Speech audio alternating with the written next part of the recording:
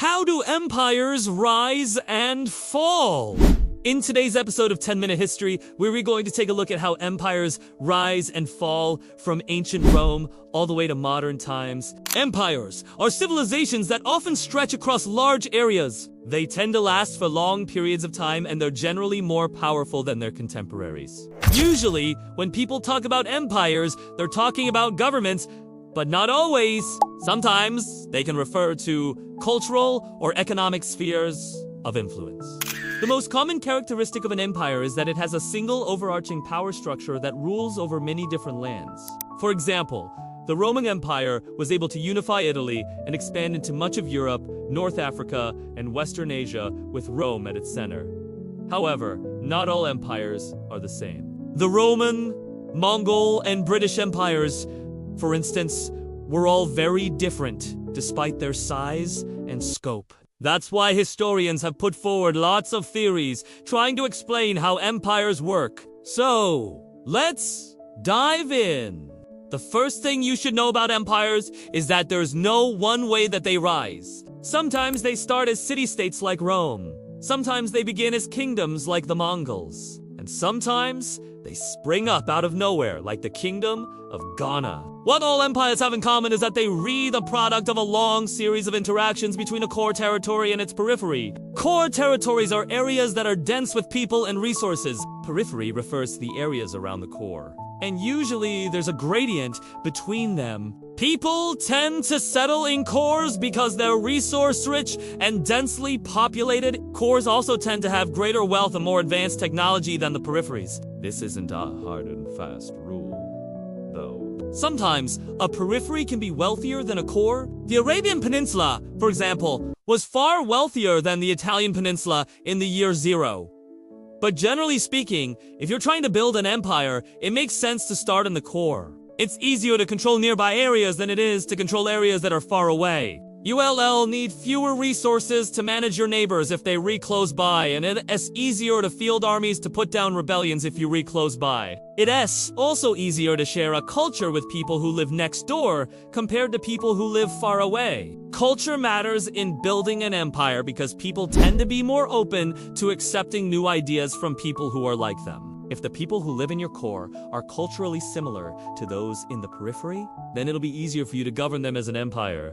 Now, as you grow from your core to the periphery, you might encounter other powers that also want to expand. Sometimes, when an empire rises, it does so at the expense of its neighbors. This is what happened to the Roman Republic, which went to war with Carthage 4 times as it expanded across the Mediterranean. Conflict with other states is a risk whenever you're expanding, but it's not the only option. States in the ancient world often expanded by attracting the periphery through diplomacy, trade, or the Kingdom of Axum, for example, gradually drew the Arabian Peninsula into its sphere of influence by establishing strong trading ties with them. Whatever method an empire uses to grow, though, there's still one key challenge it must overcome: managing the differences between the core and the periphery. Now, this is easier said than done, especially if your empire is big. As you add more land to your empire, the likelihood that someone somewhere will be culturally distinct from you increases. There's nothing an empire hates more than instability.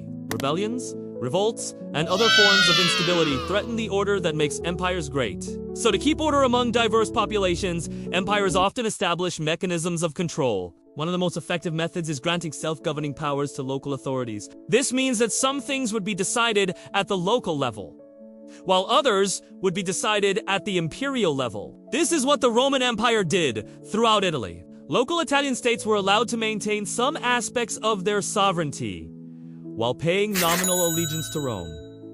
Another method empires use to manage diversity is to promote uniformity. Sometimes empires try to force their culture on everyone within their borders. This tends to happen when an empire feels internally threatened.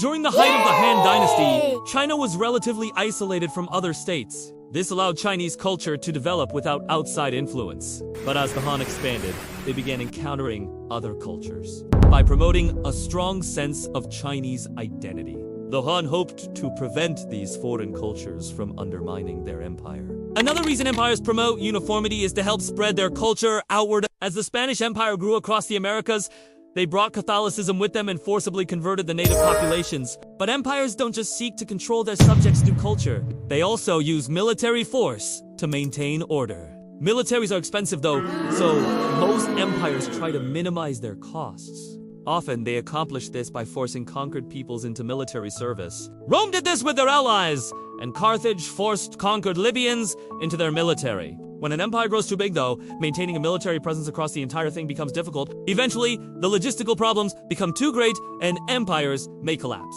The Roman Empire is a great example of this.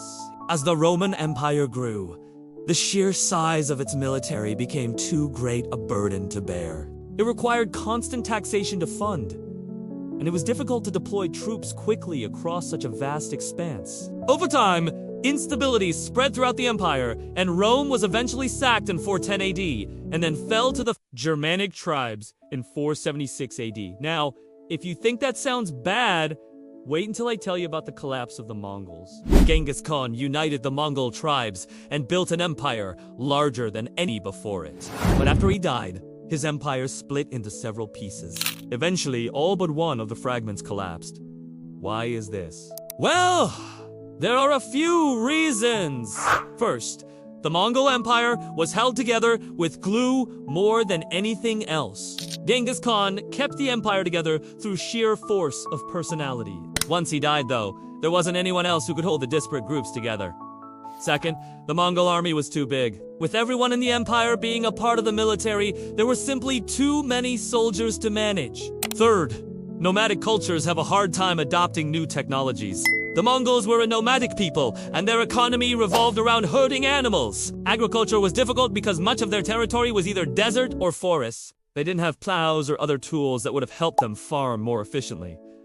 Finally, the Mongols had too many enemies. At their peak, they controlled so much land that they had many enemies. Their vast size also made it difficult for them to defend their borders. When an empire collapses, it leaves behind a legacy. An empire's institutions, infrastructure, and culture can continue even after the central government falls apart. Ancient Rome is a great example of this. After the Western Roman Empire fell, many of its institutions and laws continued in the Byzantine Empire. Rome's legacy also survived in the way that Europeans thought about government. Some of the greatest thinkers of the Renaissance and Enlightenment looked to Rome as the ideal state. Roman law also influenced many modern legal systems, including the United States. To understand how empires work, it helps to examine both their internal workings and the role they play in the wider world. Empires have risen and fallen throughout history for a variety of reasons. They can be undone by instability, overreach, military burden, technological backwardness, and external pressures. While each empire is unique, they all face common challenges. Managing diversity, maintaining stability, and balancing internal cohesion with external expansion. Studying how empires have dealt with these issues in the past can teach us a lot about our own modern ones. In our increasingly interconnected world, it's more important than ever to understand global politics. That's what today's sponsor, thanks to for supporting this video and for watching.